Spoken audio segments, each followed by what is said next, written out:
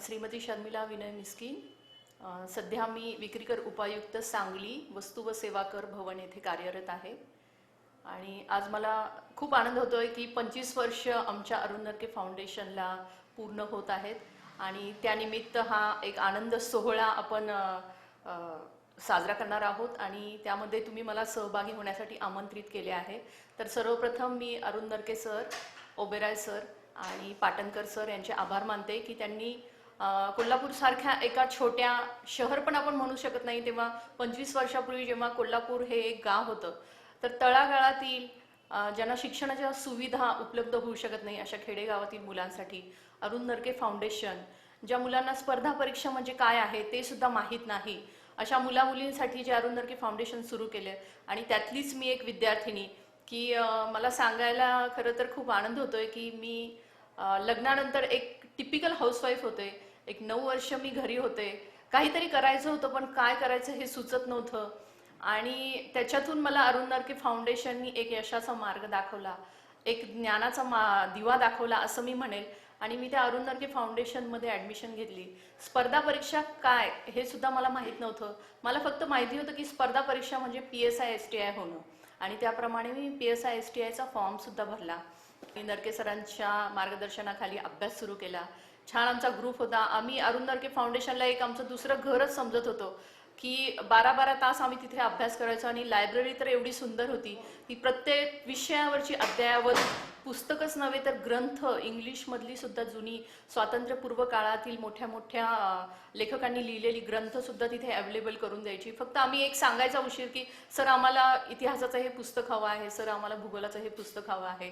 तर लायब्ररी एवढी छान होती की आम्हाला प्रत्येक ह्याच्यातून फक्त ज्ञानाचं कार्य अरुण नरके फाउंडेशननी केलं आणि त्यामुळे मला असं वाटतं की एक हाऊसवाईफ टू आज डेप्युटी कमिशनर हा माझा प्रवास जो झाला आहे तो फक्त अरुण नरके फाउंडेशनमुळे झाला आहे आणि यामध्ये फक्त अरुण नरके फाउंडेशनचा वाटा आहे असं मला वाटतं.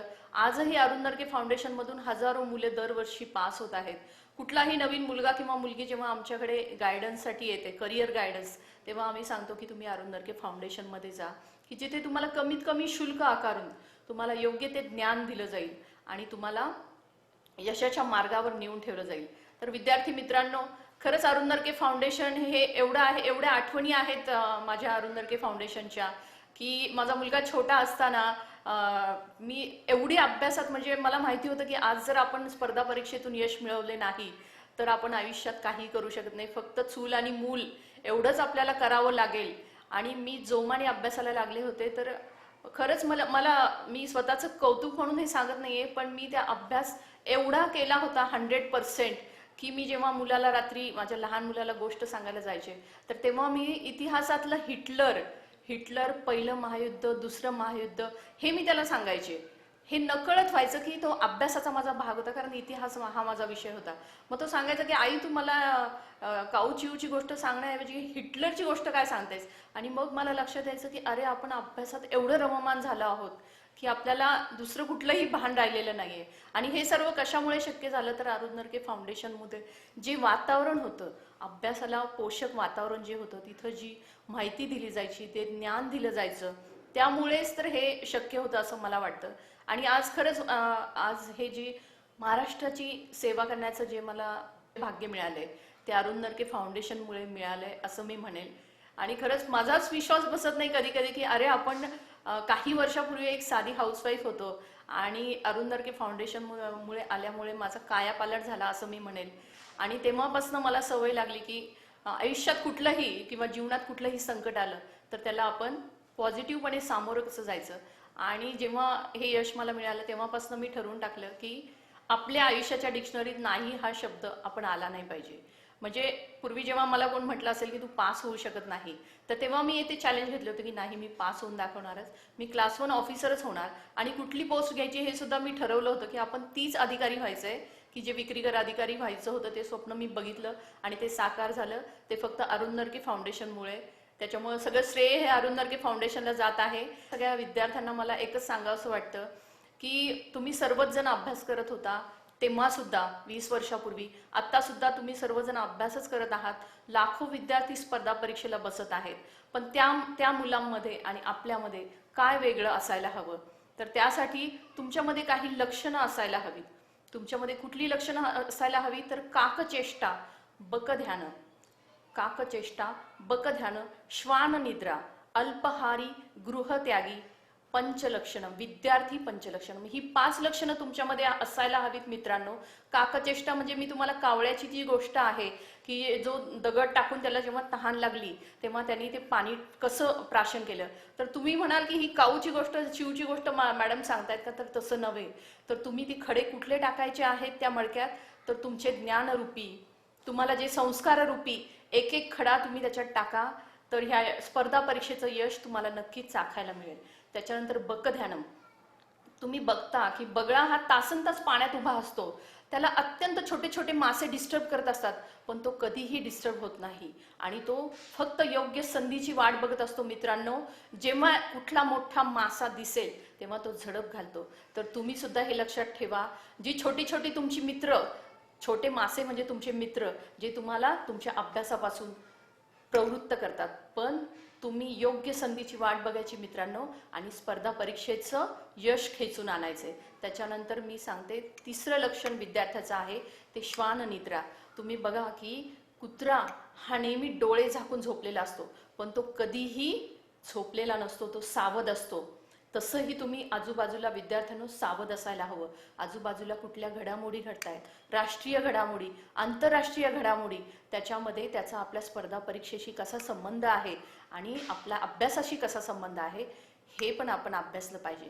त्याच्यानंतर चौथं लक्षण आहे विद्यार्थ्यासाठी, ते म्हणजे अल्पहारी. अल्पहारी तुम्ही म्हणजे तुम्ही म्हणाल की मॅडम डाएट करा असं सांगताय का, तर नाही. आपण जे काय आहे, जे आपल्यासाठी ग्रंथ पुराण आहे, जे जे काय योग्य आहे तेच फक्त आपण वाचायचं आहे आणि त्याच्यातून योग्य ज्ञान आपण ग्रहण करायचं आहे.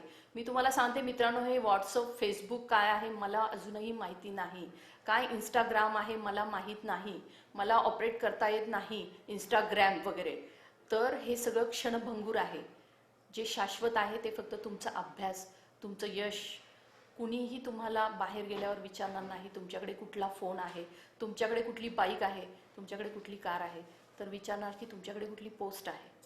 तर हे तुम्ही आजकाल जे एक्सपोजर खूप आहे तरुण पिढीला, मला सांगावंसं वाटतंय की तुम्ही हे सगळं ह्याच्यापासून दूर राहा. आपण जेव्हा बघतो की सलमान खानचा पिक्चर लागलाय, कॅटरीना कैफ आणि दुसऱ्या कुठल्या आहेत, तर त्या त्यांचं करिअर करत आहेत आणि आपण त्यांच्यासाठी आपलं करिअर बिघडवत आहोत. हे लक्षात ठेवा विद्यार्थी मित्रांनो. आणि 5वं जे लक्षण आहे विद्यार्थ्याचं ते आहे गृहत्यागी. गृहत्यागी म्हणजे काय, to live your comfort zone. म्हणजे तुम्ही तुमच्या घराचा, तुमच्या सुख जे आपल्या समोर आहे, आपल्या आईवडील जे सगळं आपल्याला देत आहेत त्याचा तुम्ही थोडा त्याग करा. बघा, पूर्वी सुद्धा शिष्य हे नेहमी गुरुकडे जायचे. राम, लक्ष्मण, श्रीकृष्ण हे सगळेजण गुरुच्या घरी राहायचे आणि तिथे ज्ञान ग्रहण करायचे. तसंच हे आपलं अरुण नरके फाउंडेशन आहे.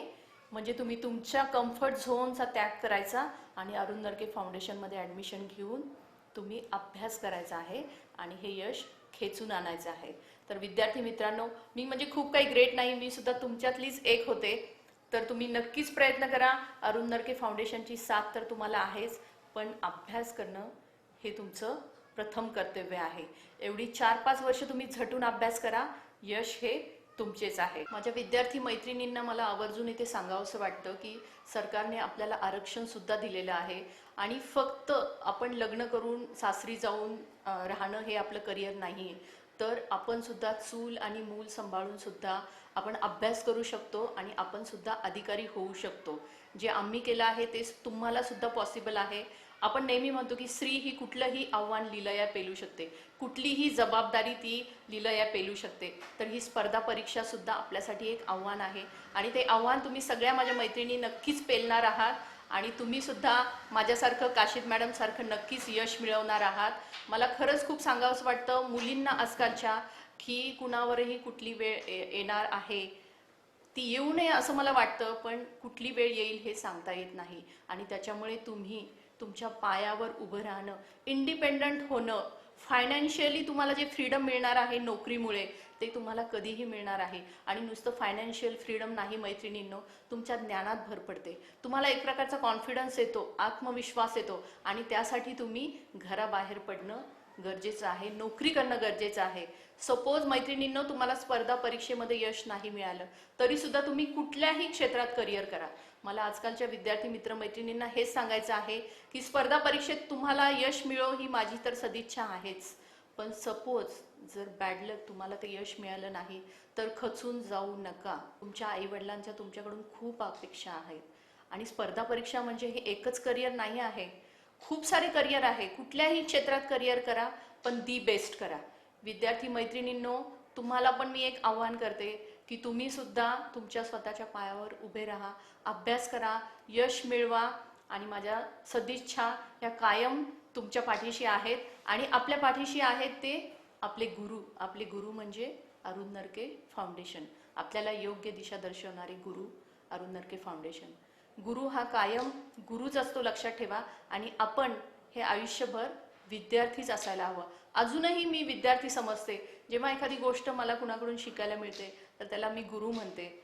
तर तसं तुम्हीही त्या गुरुला गुरुस्थानी ठेवा आणि अभ्यास करून स्पर्धा परीक्षेतील यश मिळवा. अरुण नरके फाउंडेशनच्या रौप्य महोत्सवानिमित्त त्यांना माझ्याकडून लाख लाख शुभेच्छा. आणि हे ज्ञानदानाचे कार्य अरुण नरके फाउंडेशनने इथून पुढेही अविरत सुरू ठेवावे. त्यासाठीही आणि त्यांना जर काही हेल्प लागली तर आम्ही कायम अरुण नरके फाउंडेशनच्या पाठीशी आहोत. तर त्या ज्ञानदानाच्या कार्यासाठी सुद्धा त्यांना खूप खूप शुभेच्छा. नमस्कार.